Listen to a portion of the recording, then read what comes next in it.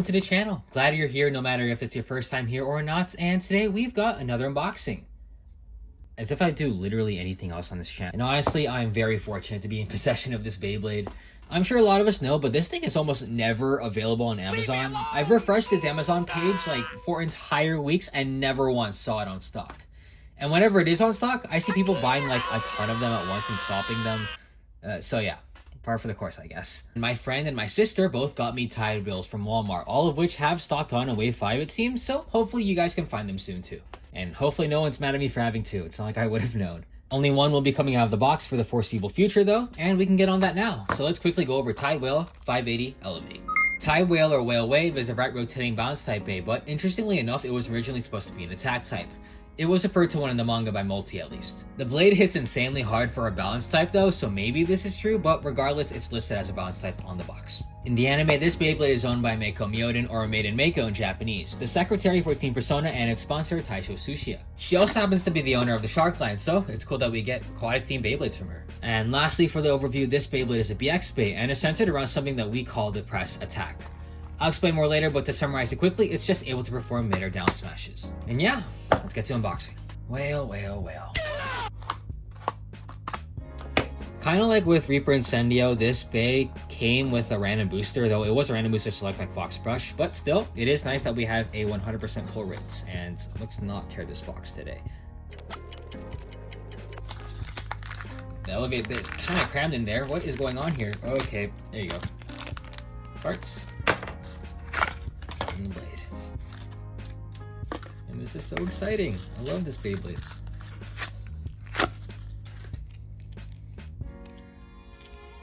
Turn it back to how it was.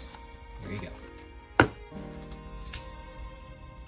go. I want to say this parts overview will be quick, but there's honestly a lot to talk about here, so we'll see. In any case, we'll talk about the blade first as per usual. The Whale Wave blade features a 5-bladed shape that waves up and down, sort of emulating the look of waves in an ocean or whale fins. Probably both. The blades are specifically sloped downwards, which contribute to the down smash and press attack archetypes I mentioned a few minutes ago. Essentially, Tide Whale is good at crushing opponents from above into the stadium surface and destabilizing them, and whenever that happens, we call that a down smash. However, in the case of this blade specifically, sometimes it just ends up smashing opponents across the stadium instead because of its weight.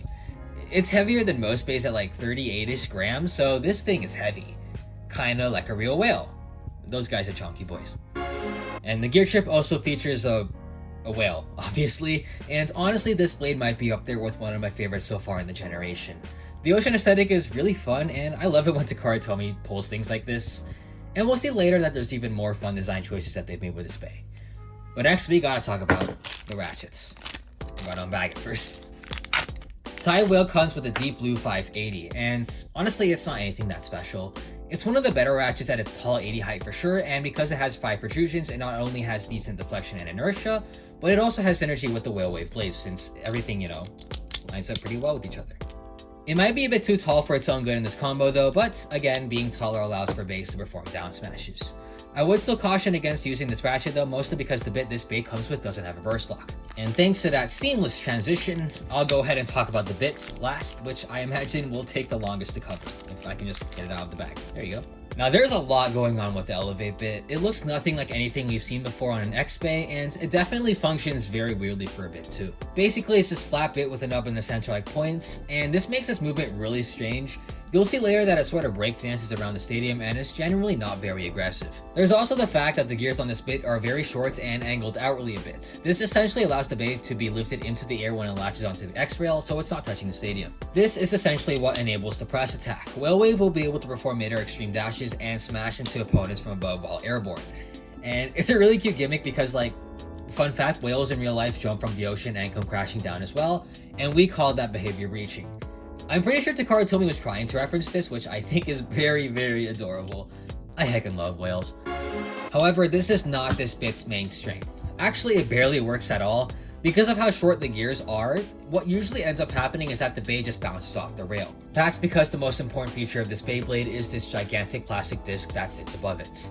Its original intention was to keep the bay from flying off the rails whenever it did those elevated extreme dashes, but it's actually very good for other unprecedented reasons. The disc gives the bit insane balance and life after death, otherwise known as LED. And whenever the bay is spinning slowly, the disc allows it to roll and stabilize itself, keeping itself upright. I can try demonstrating with a hand spin with Tide Whale here, but when you see that it's about to run out of spin, it just keeps spinning like that. And this is very crucial to winning with this bit. Now for a blade like Whale Wave, this isn't actually very practical. It doesn't need LEDs since it hits too hard and it can't really utilize it because of that. But when you put it on other bays, namely like the left spinning Cobalt Dragoon, you get a spin stealing menace that will outspin most stamina builds. This bit is actually part of the single biggest counter to the stamina meta in Beyblade X, and this is the infamous Cobalt Dragoon 560 Elevate. I'll demonstrate it during test battles as a special treat, but this combo is the reason why you guys are struggling to find Tide Whales in the wild. People just really want this Elevate bit.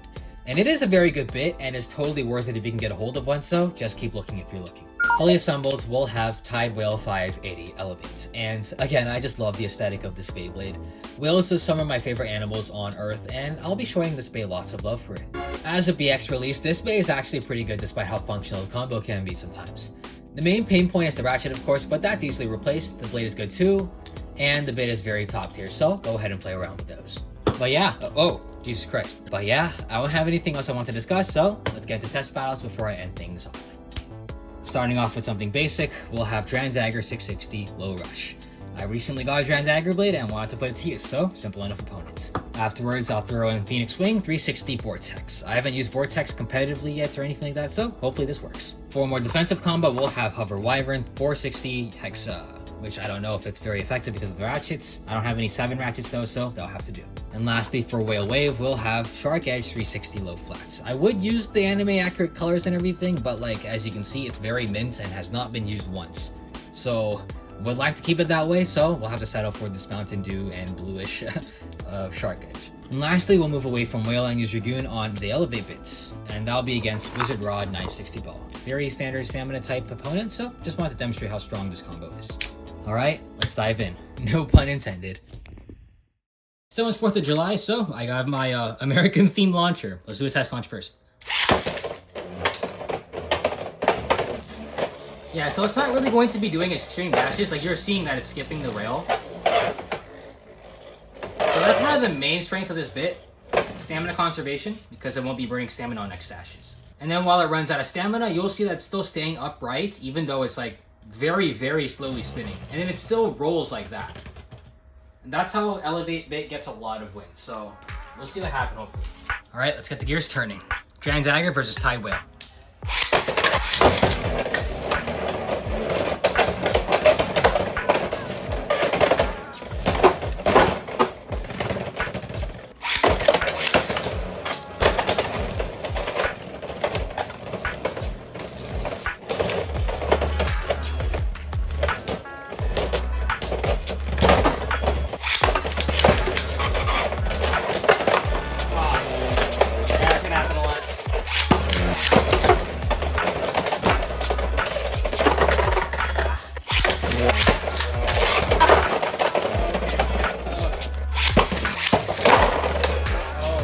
Goodness.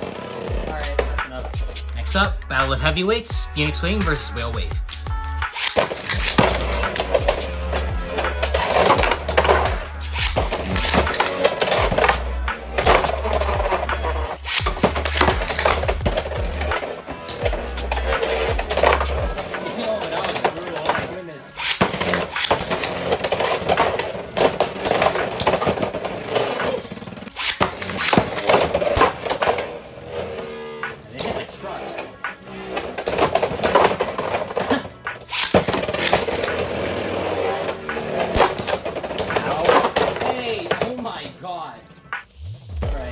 Alright, next up, this will be also very explosive, Hover Wyvern versus Whale Wave.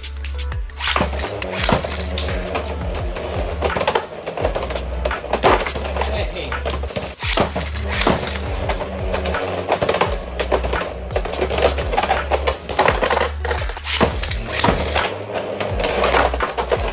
Stop doing that, man!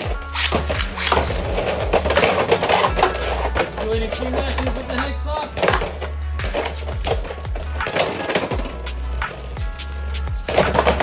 No way!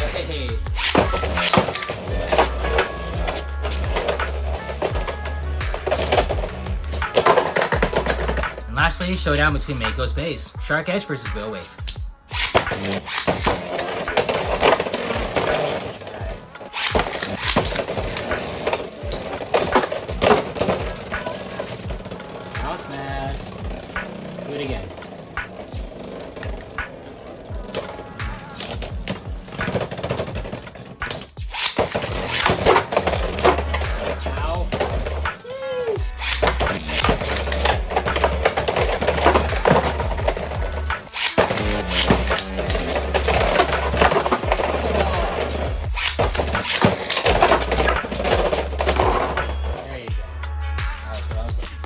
Alright, so that'll be all for Whale today. Let me just give off some finishing thoughts before we move on to Cobalt Dragoon's combo. So Whale Wave lost a lot, but it's kind of my fault for throwing up a bunch of attackers on it. As I said before, Elevate doesn't have a burst lock, and you can really see the problem being exacerbated here. Whale Wave is a blade with a ton of recoil, and I'm putting it up against blades with also a lot of recoil, so you can kind of imagine what would happen, and you saw it. It would just keep bursting. I did forget to mention that the press attack gimmick isn't actually very good for the same reasons why the drop attack stadium isn't very good. If you're doing mid or extreme dashes, you're most likely making contact with the ratchet instead of the blade. So you're running the risk of just blowing yourself up because you're hitting with the ratchet instead, which is not something you want. As it stands, the stock combo isn't the most amazing, but it's not the most terrible either. Just don't run it against attackers and you should be fine. But yeah, if we consider all of that, this blade is actually pretty good just because of, you know, by principle of how good all of the parts are on their own. And all we have to do is just change a few things. We can just give Whale Wave like taper or something and then like a 560 instead. And this thing would probably be a menace. This is only half of the base potential, so we'll go ahead and move on to the Cobalt Dragoon combo with Wizard Rod 960 ball, just to show off what this thing is really capable of. We'll only do a few battles because they all kind of just boil down to the same spin-off and spin-stealing things that we've all been very familiar with for a very long time now, so yeah, anyways, Wizard Rod versus Cobalt Dragoon. Let's get started. Yeah, oh wait, I forgot my launcher for 1 second. So we definitely don't need to do that many battles, like I said. Just maybe 3 or 4 should be good.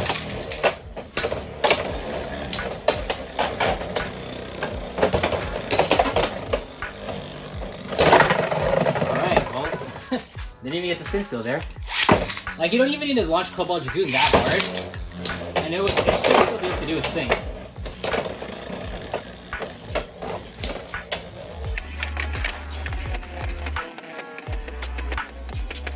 Yep, Wizard Rod is slowly being destabilized here.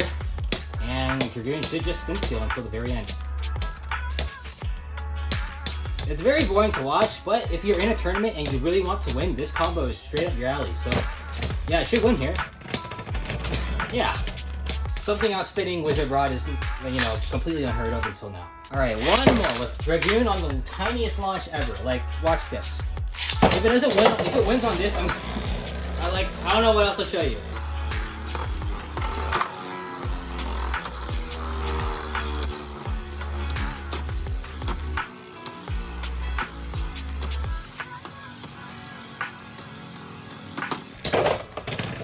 Yeah. There it is, folks. Cobalt Dragoon, 560 Elevate. Very powerful combo. Alright, let's get out of here.